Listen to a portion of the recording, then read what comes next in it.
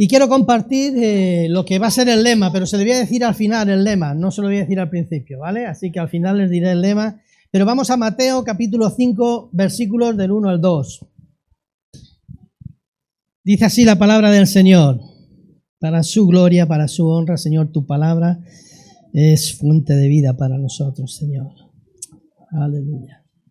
Dice así la palabra del Señor, Mateo capítulo 5, Evangelio de Mateo capítulo 5, versículos del 1 al 2. Dice, viendo la multitud subió al monte y sentándose vinieron a él sus discípulos y abriendo su boca les enseñaba diciendo. Y si vas luego al final, este es el principio, el inicio del Sermón del Monte, y si vas al final del Sermón del Monte, allá por el capítulo 7, versículos 28 y 29, dice, y cuando terminó Jesús estas palabras, la gente se admiraba de su doctrina, porque les enseñaba como quien tiene autoridad y no como los escribas. Amén. Te damos gracias, Señor, por tu palabra, Señor. Dirígelo tú todo en esta mañana, lo que salga por mi boca. Abre nuestros corazones, oh Dios, para que podamos ser ministrados por tu Espíritu Santo, Señor. Tenemos necesidad de ti. Tenemos necesidad de tu Espíritu Santo, Señor. Obra con poder en nuestras vidas, Padre. Estos versículos son, como he dicho, la introducción a lo que conocemos como el Sermón del Monte. Uno de los discursos más largos y completos de los que vienen en la palabra de Dios puestos en la boca del Maestro, de Jesús, del Maestro de Galilea. Para algunos estudiosos es una recopilación de todas las enseñanzas de Jesús, que Mateo, el evangelista, recopila y ubica en este lugar de su evangelio, pero que otros evangelistas como Lucas o Marcos sitúan dispersas estas enseñanzas en sus evangelios. Para otros, sin embargo, es una exposición de, digamos, un discurso continuado, seguido de Jesús, una predicación, lo que podríamos llamar una predicación al uso continua de Jesús, donde expone todas estas enseñanzas a la misma vez. Está considerado el Sermón del Monte como la constitución del reino de Dios, la carta magna por la que se rige el reino de Dios, lo que sería la constitución. Aquí tenemos la Constitución española, bueno, pues la constitución del reino de Dios sería este Sermón del Monte. Jesús empezó un poquito más atrás, en el capítulo 4 dice, arrepentíos porque el reino de los cielos se ha acercado. Juan el Bautista traía el mismo mensaje, arrepentíos porque el reino de Dios está cerca. Y Jesús, arrepentíos porque el reino de Dios se ha acercado. Y apenas 7 versículos o 8 después comienza este Sermón del Monte, donde comienza con las bienaventuranzas, donde da paso a lo que podríamos llamar esa constitución, ese reglamento interno, no sé cómo llamarlo, del reino de Dios.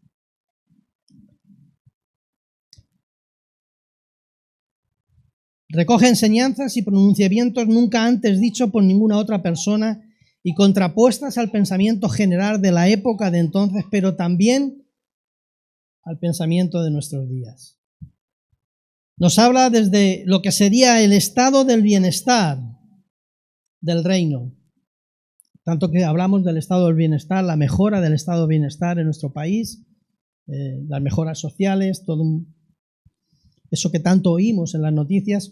Bueno, pues aquí recoge enseñanzas y pronunciamientos antes nunca dichos por ninguna otra persona. Nos habla desde lo que sería ese estado del bienestar en el reino de Dios. Nos habla también del carácter de los habitantes del reino de Dios.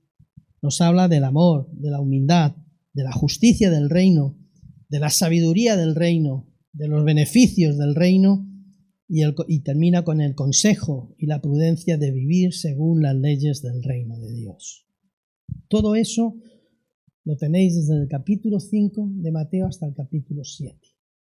Concluye o termina con el que escucha estas palabras y las pone por práctica. Le compararé a un hombre prudente que construye su... ¿Ves? ¿Conocéis? ¿Vale? Pues todo ese periodo, todo ese texto se conoce como el Sermón del Monte, que, como he dicho, se inicia con las bienaventuranzas. Y siempre que estudiamos la palabra de Dios, a mí me enseñaron así, había que hacerle preguntas a la palabra de Dios, al texto, preguntarle para extraer de ahí un poco lo que el Señor nos quiere enseñar en cada texto y ver si concuerda con el contexto en el que está, ¿no? Y siempre me decía, hay que preguntarle al texto.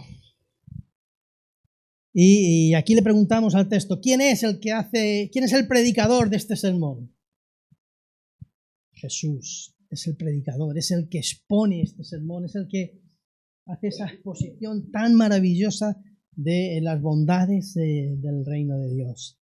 El predicador de este sermón es el Señor Jesús. Hasta ahora los profetas y Juan el Bautista habían hecho bien su trabajo, su misión de predicar el mensaje y la palabra de Dios al pueblo de Dios, exhortando al pueblo a no alejarse de los preceptos, ni de las leyes, ni de los mandatos de Dios, anunciando y dirigiendo al pueblo a poner toda su esperanza en la venida del Mesías prometido.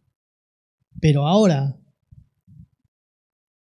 el que estaba hablando en este sermón del monte es superior a todos ellos, superior a Moisés, que era lo máximo para el pueblo de Israel, que les sacó de Egipto, de la esclavitud de Egipto, y los llevó hasta las puertas de la tierra prometida. Superior a los profetas, superior a los reyes, a David, superior a todos ellos, superior a Elías, superior a cualquier profeta, superior también a Juan el Bautista, que estaba considerado en los tiempos de Jesús como un profeta de Dios. Después de esos 400 años de silencio, ¿no?, entre el Antiguo Testamento y el Nuevo Testamento, ahí hay 400 años que no hay ningún libro reconocido como inspiración divina. Solo Juan, que prepara el camino al Señor, empieza a predicar y es considerado profeta. Pero hasta entonces, en esos 400 años, no había ninguno considerado profeta. Ahora era Jesús, el Verbo eterno, en el cual y por el cual quería hablar Dios en estos últimos tiempos. Hebreos, el autor de Hebreos nos dice, en el capítulo 1, versículos 1 y 2, dice: Dios, habiendo hablado muchas veces y de muchas maneras en otro tiempo a los padres por los profetas, en estos postreros días nos ha hablado por el Hijo, a quien constituyó heredero de todo, y por quien asimismo hizo el universo. El Verbo de Dios, la palabra de Dios hecha carne, el Hijo de Dios, el Señor de todo y por el cual fue creado todo, se había hecho hombre. Y como uno de nosotros, para hablarnos, para acercarnos el reino de Dios. Arrepentíos porque el reino de Dios se ha acercado. Así empezó su ministerio Jesús. Todos los milagros que Jesús había realizado en Galilea estaban destinados a preparar al pueblo para recibir las instrucciones de parte de aquel en quien se mostraban y demostraba todo el amor de Dios. En el cual se demostraba todo el amor de Dios por una humanidad caída, apartada y separada de su Creador. La otra pregunta que le hacemos a este Sermón del Monte es: ¿dónde, en qué lugar se predicó este sermón? ¿En qué lugar? En un monte.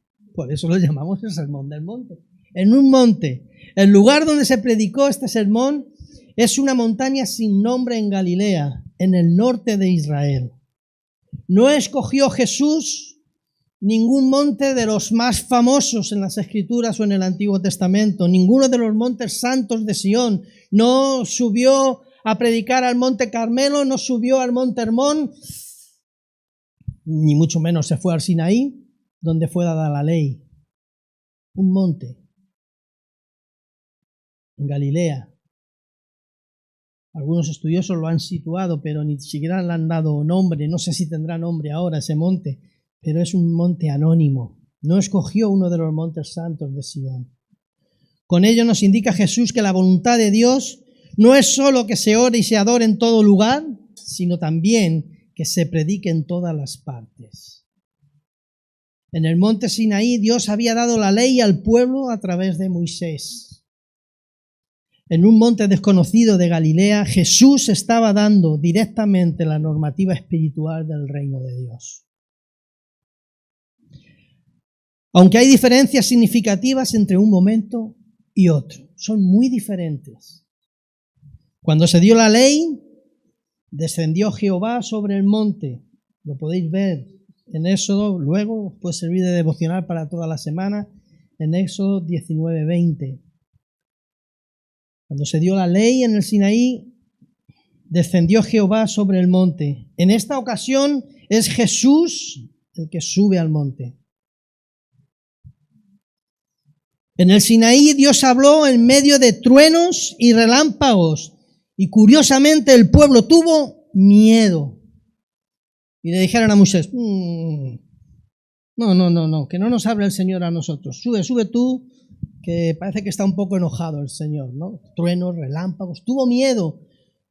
No quería encontrarse con el Señor y dijeron a Moisés, mira, mejor que te hable a ti, luego tú ya no lo cuentas a nosotros, ¿no? En el Sinaí Dios habló en medio de truenos, relámpagos y el pueblo tuvo miedo. Y Jehová tuvo que marcar límites al pueblo para que no se acercara en este monte anónimo de Galilea. Jesús abrió su boca y la gente se acercaba para verlo y escucharlo sin ningún temor. Y aquí me llega la pregunta, ¿cómo nos estamos relacionando con Dios? ¿Desde el miedo? ¿Desde el monte del Sinaí? ¿O desde la confianza en la obra redentora de Cristo? Podríamos decir también desde el monte Calvario, ¿no? Que es donde Cristo entregó su vida por nosotros. ¿Cómo estamos relacionándonos con Dios? ¿Todavía estamos en el Sinaí? ¿O hemos pasado ya a este monte anónimo? O si me apuras, hemos pasado ya al monte Calvario, donde Cristo derramó su sangre por nosotros, cumpliendo por nosotros la ley que nosotros no somos capaces de cumplir. En el Sinaí se promulgó la ley que iba directamente contra los efectos y las consecuencias del pecado. En este monte anónimo de Galilea, Jesús atacó directamente a las raíces del pecado. La siguiente pregunta, ¿quién fueron los receptores de este sermón del monte? Ya sabemos quién lo predicó, Jesús. Sabemos dónde lo predicó, en un monte de Galilea. Por eso lo conocíamos como el sermón del monte. ¿Y quiénes estaban allí? ¿Quiénes fueron sus receptores, los receptores de este mensaje? ¿Quiénes fueron? Si volvemos a Mateo, capítulo 5, versículo 1 y 2, que es como empieza este sermón del monte, dice, viendo la multitud, subió al monte y sentándose vinieron a él sus discípulos. Subió, se sentó y vinieron a él sus discípulos y abriendo la boca les enseñaba diciendo. Así que los primeros receptores del mensaje fueron sus discípulos. ¿Tú hoy aquí eres multitud o eres discípulo? Pues si eres discípulo, todo lo que viene desde el capítulo 5, versículo 1 hasta el capítulo 7, versículo final, todos esos tres capítulos, capítulo 5, capítulo 6 y capítulo 7, es para ti y para mí si nos consideramos discípulos. Pero también termina este capítulo 7, al final, como dije al principio, y cuando terminó Jesús estas palabras, la gente se admiraba de su doctrina. Ya no solamente eran los discípulos con los que empezó el mensaje, sino que allí empezó la multitud a remolinarse, empezó a llamar la atención, ya no solo a los discípulos que estaban escuchando, atentos, todo aquello que iba a decir y que dijo sobre el reino de Dios, sino que también la gente empezó a escuchar y empezó a escuchar con un interés especial. No como otros muchos charlatanes. En tiempo de Jesús había mesías a patás. O sea, tú dabas una patada a un bote y te salía un mesías. Pero la diferencia con Jesús es lo que dice este versículo, que hablaba con autoridad. te cautivaba. Había algo que era no solamente palabrería, sino algo que llegaba a lo profundo del ser humano, que llegaba al corazón del ser humano, que llegaba al interior del ser humano. Jesús tenía autoridad. Versículo 28, capítulo 7, y cuando terminó Jesús estas palabras, la gente se admiraba de su doctrina. La gente había estado escuchando también aquel mensaje que empezó para sus discípulos, porque les enseñaba como quien tiene autoridad y no como los escribas. Los escribas se conocían la ley de maravilla. Su trabajo era estar escribiéndola, haciendo copias de manuscritos, de rollo. Venga, a copiar otra vez. Uy, aquí un borrón, a empezar de nuevo porque no se permitían borrones en las copias. Equivocaciones, había que empezar de nuevo, había que grabarse otra vez, ponerse todo un proceso para hacer una copia. O sea, se conocían las escrituras de maravilla. De maravilla porque era su trabajo. Yo me pongo delante de un Excel, bum, bum, bum, bum, bum, bum, bum, es mi trabajo, de maravilla. Ahora, si me pongo a soldar, malo. Pero ellos se conocían la ley porque se encargaban de copiarla. Esta sinagoga necesita el rollo de Isaías, a copiar el rollo de Isaías para la sinagoga. Eran como las multicopistas de ahora, pero a manubrio, a mano. Pero de tanto copiar, de tanto repetir, se lo conocían de memoria. Pero ¿qué les pasaba? Que no tenían autoridad.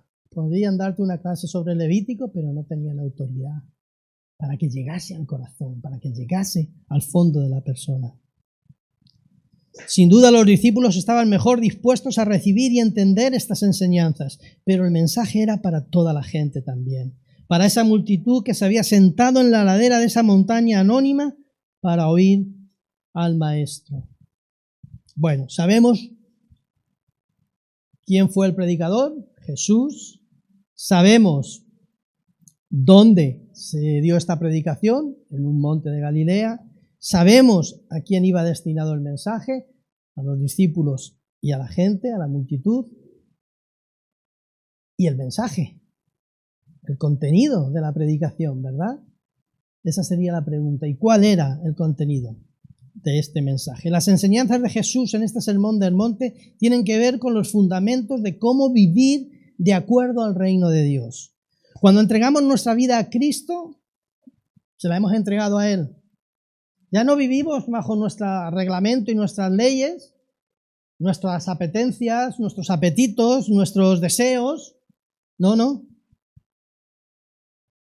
Hemos entrado a formar parte del reino de Dios. Hemos entregado nuestra vida a Jesús y empezamos a vivir conforme al ejemplo de Jesús. Y el ejemplo de Jesús le vamos a ver reflejado en todo este sermón del monte. Tenemos un año para estudiarlo, tenemos un año de devocionales en el que podemos meditar, extraer en nuestra intimidad con el Señor, decirle, ¿qué me estás diciendo a mí? No para una predicación, sino ¿qué me estás diciendo a mí con este sermón del monte?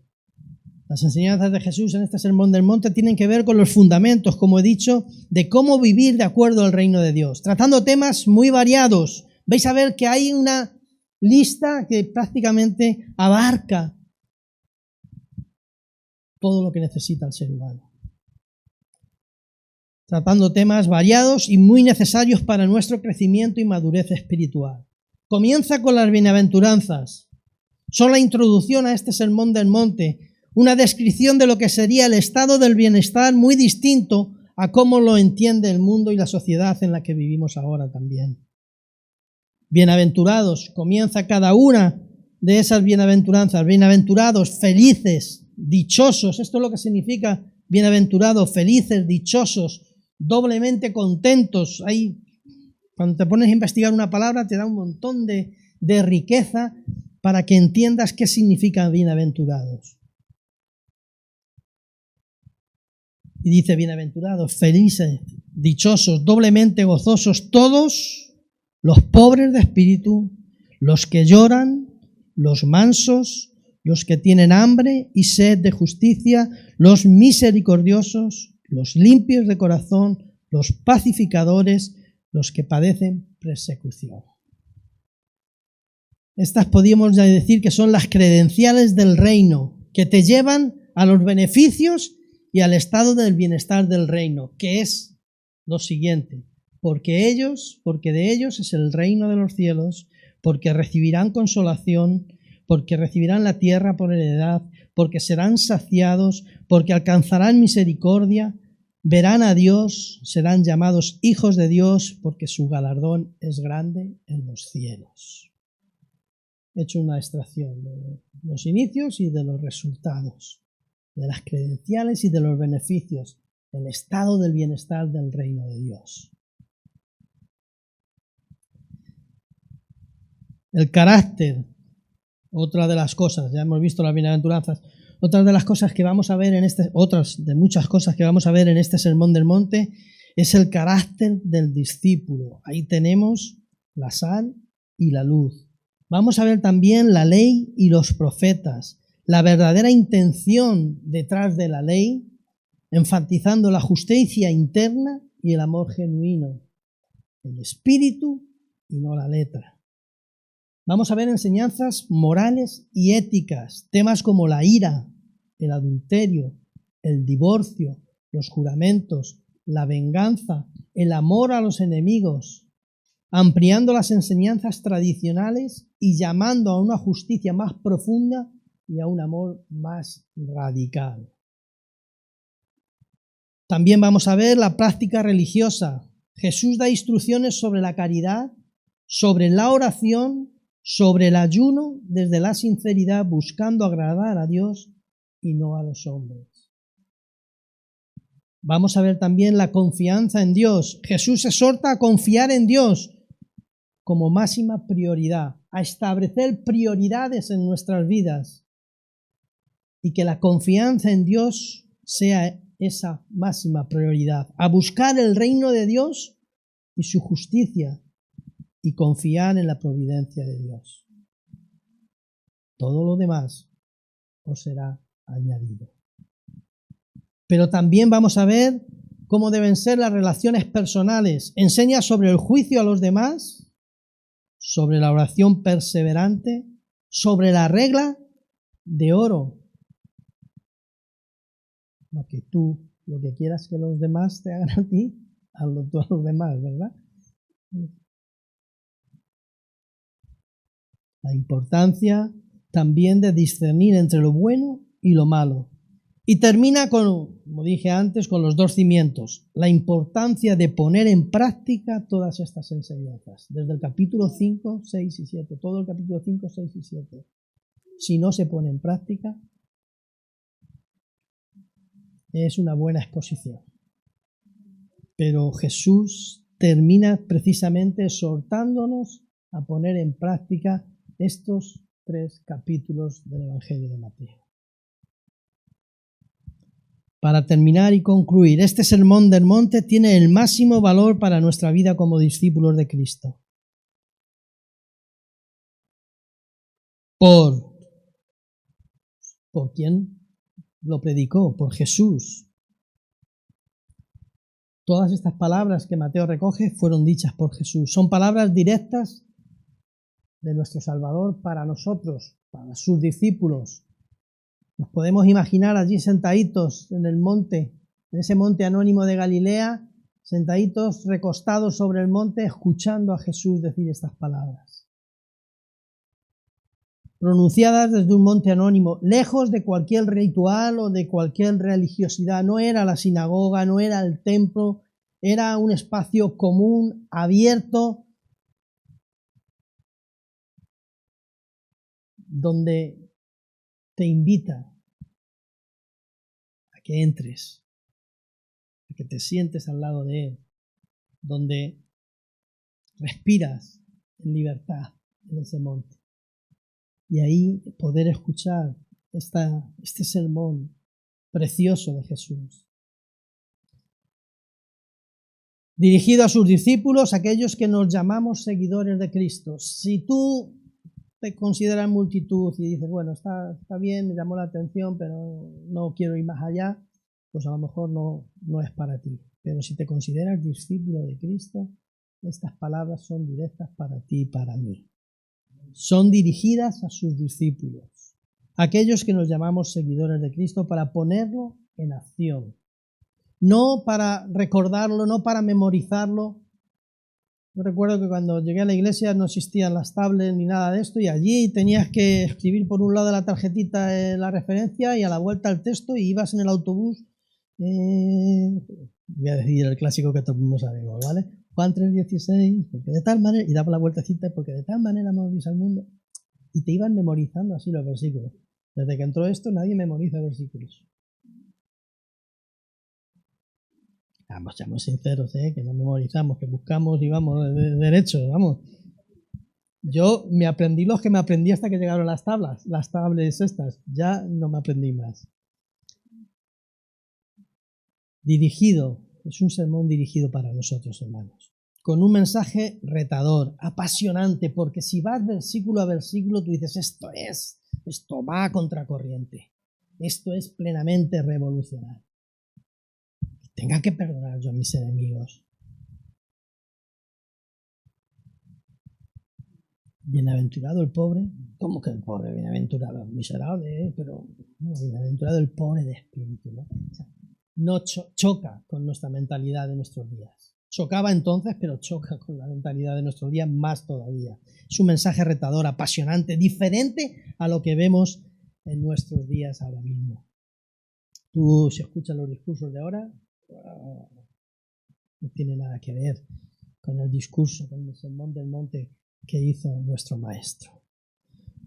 Y podemos resumirlo en lo que será, y ahora sí, os voy a dejar el lema para este año, con la libertad para el que tenga que dirigir, el que tenga que enseñar, el que tenga que compartir. Siempre la dirección del Espíritu está por encima de lo que otras cosas las metió en la cabeza para este año, ¿no?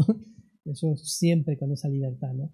Pero sí me gustaría que estuviésemos dando, o tuviésemos en mente en cada una de nuestras enseñanzas lo que va a ser el lema para este año, que será, y ahora sí ponme la imagen para que la memoricemos mejor, que será el reino en acción, amor, justicia, humildad, sabiduría. Mateos capítulo 5, 6 y 7. Ese va a ser nuestro lema para este año también. ¿Amén? Amén. Vamos a orar. Padre, te doy gracias en esta mañana de domingo, Señor. Gracias una vez más por esta ciudad de Valdemoro, en la que tú nos has puesto para que seamos la luz, el faro, la referencia. Para ello, Señor, que esta palabra, este sermón del monte, sea una realidad en nuestras vidas, que sea puesto en acción. La iglesia, como iglesia, tenemos la responsabilidad, Señor, de llevar adelante y poner en acción estas enseñanzas del reino.